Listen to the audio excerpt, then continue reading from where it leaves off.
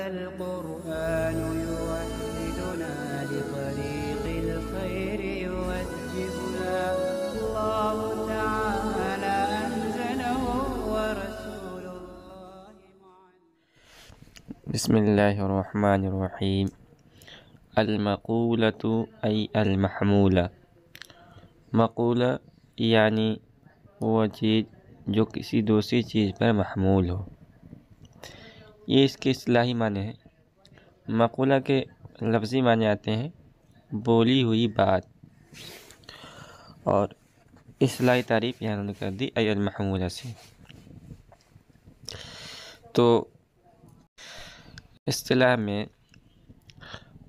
مقولہ، فلاسفہ کے اصطلاح میں مقولہ کہتے ہیں وہ چیز جو کسی دوسری چیز پر محمول ہو، یعنی اس کو دوسری چیز کے لیے ثابت کیا جائے۔ علم نحو کے اندر ہم نے اس کی مثال پڑھی ہے، جیسے مثال لیتے ہیں زید قائم۔ اس میں قائم زید پر محمول ہے۔ فلاسفہ جو ہے مقولات عشرہ کے قائل ہے، اور فلاسفہ مقولات عشرہ کو مقولات اس لیے کہتے ہیں کہ وہ اجناس عالیہ ہے۔ منطق کی کتاب میں پڑھیں گے آپ، اور فلسفہ کی اگلی کتاب میں پڑھیں گے آپ۔ اجناس عالیہ کا مطلب یہ ہے، دیکھیے جنس سے ایک عام مفہوم کو کہتے ہیں۔ مثال کے طور پر جیسے حیوان ہے، حیوان ایک عام مفہوم ہے۔ کیوں؟ اس لیے کہ اس کے اندر انسان بھی داخل ہے، فرس بھی داخل ہے، بقر بھی داخل ہے، غنم بھی داخل ہے، وغیرہ وغیرہ۔ اور اس کا مقابل ہوتا ہے غیر حیوان۔ اس کے اوپر آتا ہے جسم نامی۔ تو جسم نامی یہ بھی عام مفہوم ہے۔ کیوں عام ہے؟ اس لیے کہ حیوان کو بھی شامل ہے اور غیر حیوان کو بھی شامل ہے۔ اور اس کا مقابل آتا ہے جسم غیر نامی۔ پھر اس سے اوپر ہے جسم مطلق۔ یہ بھی عام مفہوم ہے۔ کیوں عام مفہوم ہے؟ اس لیے کہ یہ جسم نامی اور غیر نامی دونوں کو شامل ہے۔ اور اس کا مقابل ہے غیر جسم۔ اور اس سے اوپر ہوتا ہے جوہر، جو عام مفہوم ہے۔ کیوں عام ہے؟ اس لیے کہ جسم اور غیر جسم سب کو شامل ہے۔ اور اس کا مقابل آتا ہے عرض۔ تو فلاسفہ کے نزدیک بس یہی آخری مفاہیم ہے۔ ان سے اوپر کوئی ایسا عام مفہوم نہیں ہے جو جوہر عرض دونوں کو شامل ہے۔ اس لیے فلاسفہ ان کو اجناس عالیہ کہتے ہیں۔ تو فلاسفہ کہتے ہیں کہ مقولات عشرہ یہ اجناس عالیہ ہیں، اور یہ کلی ہیں، اور اپنے ماتحت پر محمول ہوتے ہیں۔ یعنی ان کا کہنا ہے کہ دنیا میں جو بھی چیز موجود ہوگی اس پر ان 10 مقولات میں سے کسی ایک کا حمل و اطلاق ضروری ہوگا۔ فلاسفہ کے نزدیک کل مقولات 10 ہیں، جن میں سے ایک جوہر ہے اور 9 عرض ہیں۔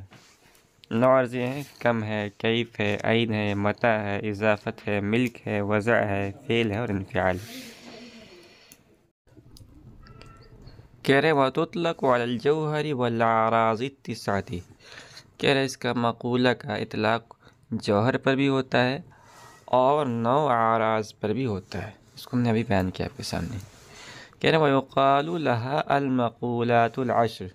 کہہ رہے ان کو مقولات عشرہ بھی کہا جاتا ہے۔ اس کے بعد جوہر کی تعریف کر رہے ہیں۔ مقولات عشرہ میں سے نمبر 1 پر ہے جوہر۔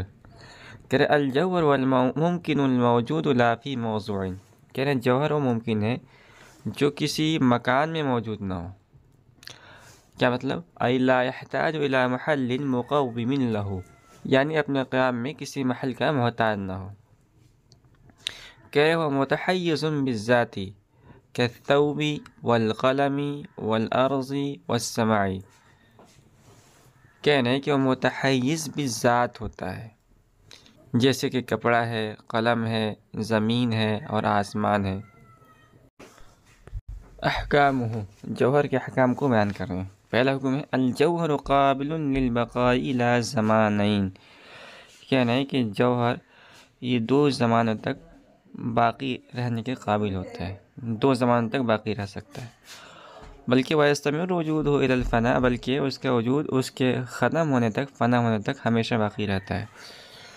اس کے بعد نمبر 2 ہے الجوہر یحدث بجملته من عالم سابق وینعدم كذلك، کہنے کہ جوہر یہ یک بارگی نیز سے ہست وجود میں آتا ہے اور معدوم بھی اسی طرح ہوتا ہے۔ کیا مطلب یہ ہے کہ ایسا نہیں ہوتا ہے کہ جو ہے تھوڑا تھوڑا کر کے جو ہے جوہر کا وجود ہو، بلکہ یک بارگی اس کا وجود ہوتا ہے عدم سے، اور جب اس کو معدوم ہونا ہوتا ہے، ختم ہونا ہوتا ہے، فنا ہونا ہوتا ہے، تو بھی یہی اسی طرح ہوتا ہے کہ ایک بار کی معدوم ہو جاتا ہے۔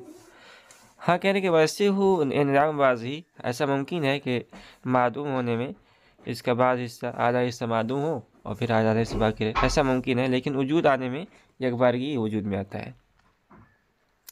اس کے بعد نمبر 3 ہے الجوہر قابل للاشارۃ الحسیۃ اذا کان مادیا، کہہ رہے کہ جوہر یہ اشارہ حسیہ قبول کرنے والا ہوتا ہے جبکہ مادی ہو۔ نمبر 4 پہ ہے الجواہر لا تتداخل بعضها فی بعض، کہہ رہے کہ جوہر کا بعض میں تداخل نہیں ہوتا ہے۔ تو آگے ہم اسی کے اندر پڑھیں گے، یہ 2 چیزیں ہیں، ایک ہے تداخل اور دوسرا ہے حلول۔ تو جواہر کے اندر تداخل نہیں ہوتا ہے، ہاں حلول ممکن ہے۔ اس کے بعد ہے العرض، کہہ رہے العرض هو الممکن الموجود فی موضوع، عرض وہ ممکن ہے جو کسی محل کے اندر موجود ہو۔ کیا مطلب؟ يحتاج فی وجودہ وبقائہ وتحیزہ الی محل مقوم له، یعنی وہ اپنے وجود میں اور اپنے بقا میں اور اپنے تحیز میں ایک ایسے جگہ کا محتاج ہوتا ہے جہاں وہ قیام کر سکے، جہاں وہ ٹھہر سکے۔ وهو غیر قابل للاشارۃ الحسیۃ بالذات بل بالعرض، کہنے کہ اور وہ اشارہ حسیہ کو بالذات قبول نہیں کرتا ہے، ہاں طبعاً قبول کر سکتا ہے۔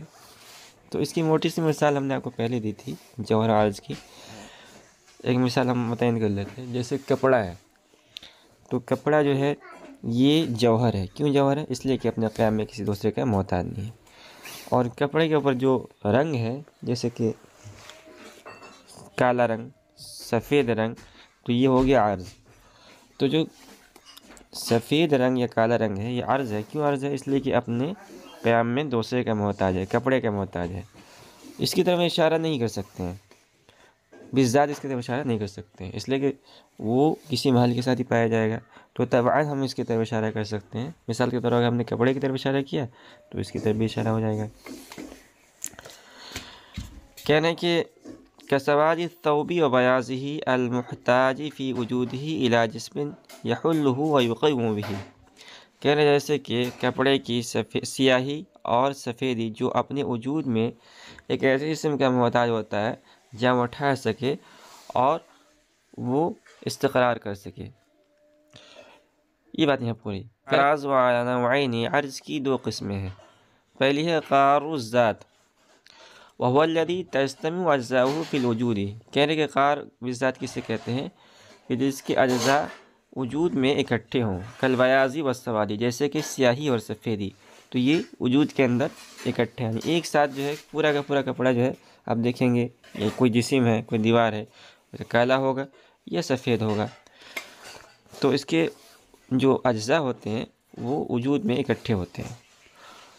نمبر 2 ہے غیر قار ذاتی وهو الذي لا تجتمع اجزاؤه في الوجود، غیر قار بالذات کیسے کہتے ہیں؟ جس کی اجزاء وجود میں اکٹھے نہ ہوں، کالحرکت والسکون، جیسے کہ حرکت اور سکون۔ تو حرکت اور سکون یہ عرض ہے، یعنی چلتے رہنا یا کہیں ٹھہر جانا، لیکن یہ اس کے اجزاء اکٹھے وجود کے اندر نہیں آتے ہیں۔ آدمی اگر ٹھہرے گا تو آہستہ آہستہ، حرکت کرے گا تو آہستہ آہستہ، تو اسے کہتے ہیں غیر قار ذات۔